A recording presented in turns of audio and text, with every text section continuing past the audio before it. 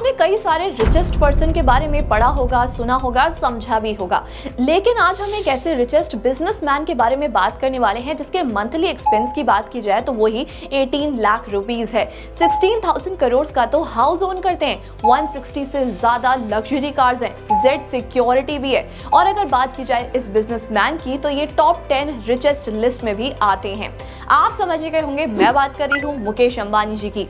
कभी ना कभी आपके दिमाग में भी क्वेश्चन आया होगा कि मुकेश अंबानी ने इतनी वेल्थ जनरेट कैसे की, कैसे वो अपने बिजनेस को इतने अच्छे और स्मार्टली ऑपरेट कर पाते हैं। तो इस वीडियो में ना मैं आपको बताने वाली हूँ मुकेश अंबानी जी के कुछ वेल्दी सीक्रेट्स। इस वीडियो को अंत तक जरूर देखना और आगे बढ़ने से पहले अगर आप हमारे चैनल पर न्यू हो तो चैनल को सब्सक्राइब करना, बेल आइकन को प्रेस करना बिल्कुल भी मत भूलना। अब हर किसी बिजनेसमैन के पीछे उनके जो मास्टर प्लान्स होते हैं वही सबसे ज्यादा काम करते हैं। तो हम ना मुकेश अंबानी जी के मास्टर प्लान से ही स्टार्ट करते हैं। सबसे पहले मास्टर प्लान की बात की जाए तो हम सब जानते हैं जो आज के टाइम पर भी चल रहा है वो है जियो, और जियो ने उनको कहां से कहां पहुंचा दिया। लेकिन इसके भी पीछे ना एक काफी बड़ी बैक स्टोरी है। अगर मुकेश अंबानी जी की बात की जाए तो वो अपने बेस को यानी अपने फाउंडेशन को कभी भी नहीं भूलते। अब काफी लोगों को तो ये भी लगता है कि उनके पास जितनी भी वेल्थ है उन्होंने क्रिएट की है, लेकिन उसमें से मेजॉरिटी वेल्थ उनके फादर से उनको मिली है, लेकिन ऐसा नहीं है। अगर जियो की बात की जाए तो जियो उनका सबसे बड़ा मास्टर प्लान था और स्टार्टिंग से लेकर एंड तक उन्होंने इसे पूरा ऑपरेट किया है। अब जैसे मैंने आपको बोला था कि वो अपने बेस और अपने जो नींव होती है ना उसको कभी नहीं भूलते। तो सबसे पहले अगर उनके पहले मास्टर प्लान की बात की जाए तो वो ऑयल और पेट्रोकेमिकल से रिलेटेड था। अब अगर बात की जाए कि इसकी स्टार्टिंग कहां से हुई तो स्टार्टिंग तो हम सब जानते हैं धीरूभाई अंबानी जी से हुई।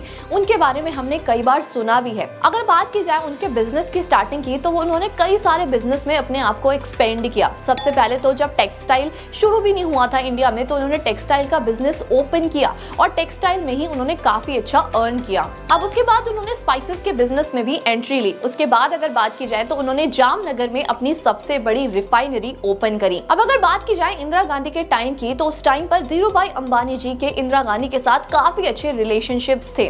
और अगर बात की जाए इनके एक स्ट्रैटेजी की तो उसे हम रिलेशनशिप्स भी बोल सकते हैं। धीरूभाई अंबानी जी हो या फिर मुकेश अंबानी जी, हर कोई पॉलिटिशियंस के साथ या फिर किसी के भी साथ अच्छे रिलेशनशिप्स बना के रखता है, जिसकी वजह से इनके बिजनेस को कहीं ना कहीं काफी अच्छा बेनिफिट मिलता है। अगर उस टाइम की बात की जाए ना तो टेक्सटाइल को लेकर काफी ज्यादा प्रॉब्लम क्रिएट हो गई थी और काफी सारे रूल्स भी लगा दिए गए थे। जैसे कि एक रूल ये लगाया गया था कि जितने भी टेक्सटाइल बिजनेसेस हैं वो एक पर्टिकुलर रेट तक ही अपने सामान को बेच सकते हैं, उससे ज्यादा एक्सपेंसिव बेचेंगे तो वो पॉसिबल नहीं होगा, उन पे कुछ फाइन लगाया जाएगा, जिसकी वजह से उनकी प्रॉफिटेबिलिटी पर काफी ज्यादा इंपैक्ट क्रिएट हुआ था।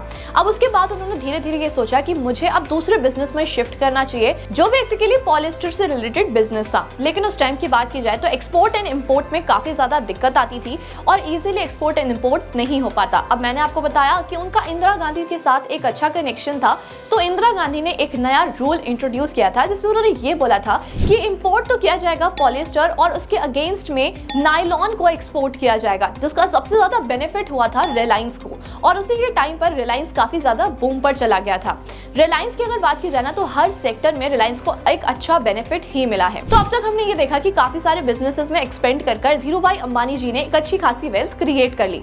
लेकिन स्टोरी यहीं पर ही खत्म नहीं होती है। जब बात आई अमाउंट को डिवाइड करने की या फिर प्रॉपर्टीज को डिवाइड करने की तो 2005 में अनिल अंबानी और मुकेश अंबानी दोनों को ही इक्वली डिवाइड कर दिया गया था। अब अगर बात की जाए अनिल अंबानी जी की तो वो भी एक टाइम पर काफी ज्यादा रिचेस्ट पर्सन हुआ करते थे। अगर आप जानना चाहते हो कि उन्होंने ऐसा क्या किया या फिर उन्होंने क्या ऐसे गलत डिसीजंस लिए जिसकी वजह से उनका बिजनेस इतना ज्यादा डूब गया, कमेंट करके जरूर बताना, उस पर भी मैं आपके लिए वीडियो लेकर आऊंगी। अब यहाँ पर अगर हम बात करें अनिल अंबानी जी की तो वो भी काफी ज्यादा रिचेस्ट पर्सन में आते थे। लेकिन कहीं ना कहीं जब मुकेश अंबानी जी ने रिलायंस में एंट्री ली तो उन्होंने एक मिस्टेक कर दी जिसकी वजह से अनिल अंबानी जी को भी एक प्रॉब्लम क्रिएट हुई और कहीं ना कहीं उनका बिजनेस भी इंपैक्ट हुआ। अब सबसे पहले उस मिस्टेक की बात ही कर लेते हैं। जब मुकेश अंबानी जी ने रिलायंस में एंट्री ली तो उन्होंने कुछ ऐसे डिसीजंस लिए जो शायद मार्केट के लिए ठीक नहीं थे। उन्होंने अपने बिजनेस को लेकर ये स्ट्रैटेजी बनाई कि वो जो प्रीमियम क्वालिटी वाले सिम कार्ड्स होते हैं वो कस्टमर्स को देंगे ऑन लोअर प्राइस। अब इसके चक्कर में प्रोडक्शन पे भी इफेक्ट क्रिएट हो रहा था। अब अगर बात की जाए लोअर प्राइस की तो वो इतना ज्यादा लोअर भी नहीं था। अगर बात की जाए नॉर्मल मार्केट में जो सिम खरीद रहे थे लोग या फिर जो नेटवर्क ले रहे थे वो अराउंड 80 रुपीज में उनको मिल रहा था। लेकिन अगर बात की जाए रिलायंस की तो उस टाइम पर पर वो 140 अराउंड प्रोवाइड करा रहे थे। लेकिन उनका स्ट्रैटेजी ये था कि जैसे ही कस्टमर बेस उनका बन जाएगा वो प्राइसेस को और भी ज्यादा इंक्रीज कर देंगे प्रॉफिटेबिलिटी को इंक्रीज करने के लिए। बट स्टार्टिंग में उनका एम ये था कि वो मार्केट शेयर को इंक्रीज करना चाहते हैं और साथ में अपने मार्केट कैप को भी इंक्रीज करना चाहते हैं। बट हुआ इसका कुछ उल्टा ही। अब अगर बात की जाए जियो की, जो उनका एक्चुअल में मास्टर प्लान था, उसमें वो कैसे घुसे और साथ में उन्होंने उस चीज को कैसे इंक्रीज किया। अगर आपको ऐसा लग रहा है कि उन्होंने जियो का मास्टर प्लान बनाया और इसे इंट्रोड्यूस कर दिया, ऐसा नहीं है। इसके पीछे भी एक बैक स्टोरी है। अब जो मुकेश अंबानी जी का सबसे बड़ा मास्टर स्ट्रोक था वो था इन्फोटेल। कैसे, मैं बताती हूँ। जब उस टाइम पर 3G के लिए बिडिंग हो रही थी तो काफी सारी कंपनीज 3G के लिए बिड कर रही थी। 3 करोड़, 8 करोड़, 1000 करोड़ तक बिडिंग की गई थी। लेकिन अगर बात की जाए मुकेश अंबानी जी, रिलायंस, ये कोई भी कंपनी सामने नहीं आई। वहीं अगर इन्फोटेल की बात की जाए तो इन्फोटेल ने बिड किया 4G नेटवर्क के ऊपर। कोई भी कंपनी ऐसी नहीं थी जो 4G नेटवर्क के ऊपर बिड कर रही थी। अब उसके बाद क्योंकि उसमें कोई भी कंपटीशन नहीं था तो जिस भी प्राइस पर उन्होंने बिडिंग लगाई, इन्फोटेल को 4G नेटवर्क दे दिया गया।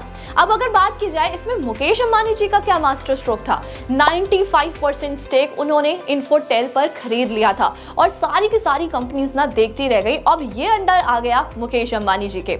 अब ये 95% स्टेक उन्होंने लिया कैसे? 2010 से लेकर 2017 तक $32 बिलियन उन्होंने अपने पॉकेट में से दिए और साथ में डेट लेकर उन्होंने इस कंपनी को बनाया और साथ में जियो को 2016 में इंट्रोड्यूस किया।